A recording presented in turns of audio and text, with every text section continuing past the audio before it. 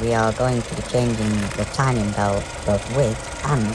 So, first up, let's do it without the lock tools. And to be honest, it's a really nice job.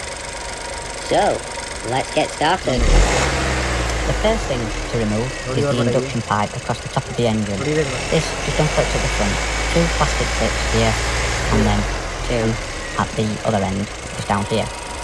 And be sure to unclip the airflow sensor. That now gives us better access to the top. Now we're going to disconnect the wiring harness on the header tank and then just unclip the header tank and move it to the side. There are 2 pipes going across the front of the engine. These can be unclipped. They are quick release to make better access to the top timing cover. And here's a close-up of the couplings.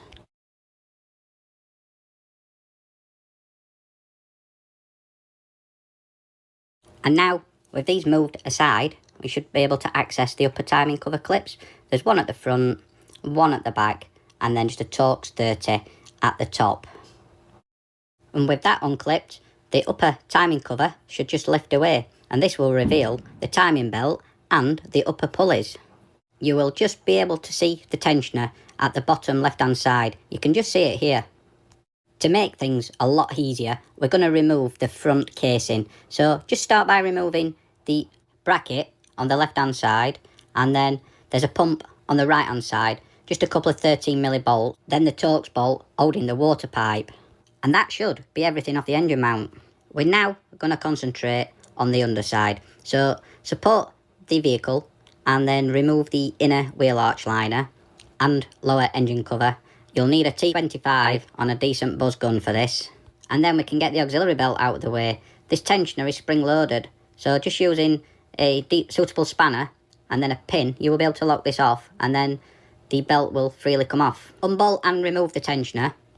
And now we can concentrate on moving the alternator to the side so that the front cover will come off. Just remove the top bolt and loosen the bottom bolt, and then using a suitable pry bar, just bar it to the right slightly. Now, before we go any further, we're going to mark both the top cams. We're going to mark the back plate, the pulley, and the belt. And we're going to duplicate these marks on the new belt. I like to add a reference mark, so I just put a T on representing the top on the actual belt. So then that way we know exactly where the belt was when it came off. Back underneath with a decent impact gun, use an 18mm double X socket and remove the bottom pulley bolt. And once that's off, you can concentrate on getting the bottom cover off.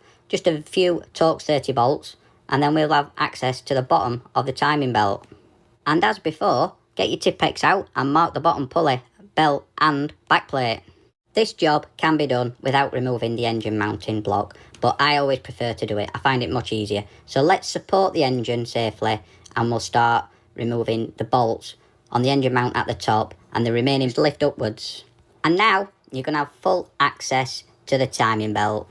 And because everything's marked up, all we need to do now is release the tension on the tensioner, and then take off the timing belt and the idler, and then duplicate those marks off that timing belt onto the new belt, and then refit the belt. And because we've duplicated the marks, there's no reason the timing should be any different from how it was when we removed the original belt, and will normally have no effect on the engine's performance or running, but on some vehicles it can cause problems, which is why we sometimes use a locking kit, and I will be covering this later on in this video, which I certainly recommend on the 1 litre 3-cylinder.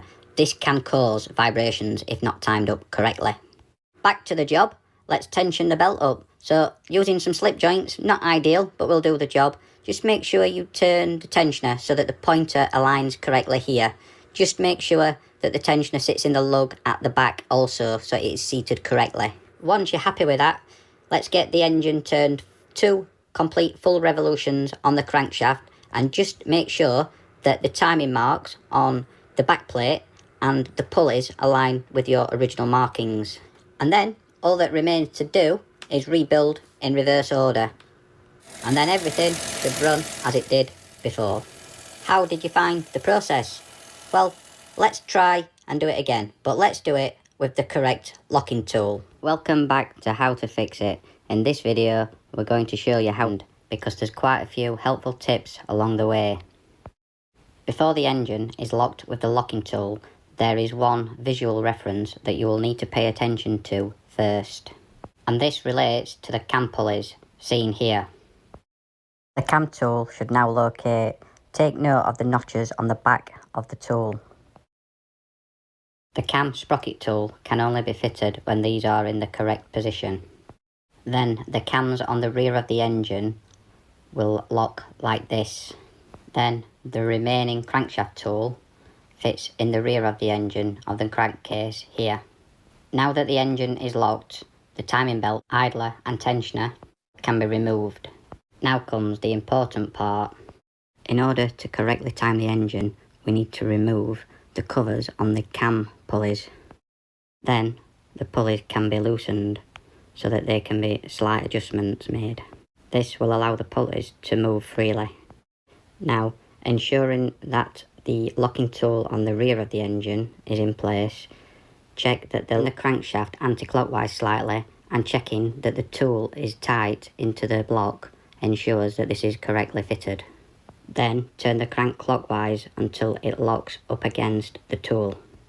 Now, with all the lock tools in place, all that remains to do is refit the timing belt. It is worthwhile marking the belt the same as the previous belt. Those of you that have watched my previous videos will know I do this all the time.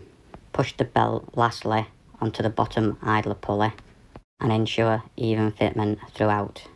All the marks should line up nicely. With the belt fitted correctly, we now need to tension the timing belt. This is easily done just using the supplied wrench in the timing belt locking kit. This is turned clockwise and can be seen here.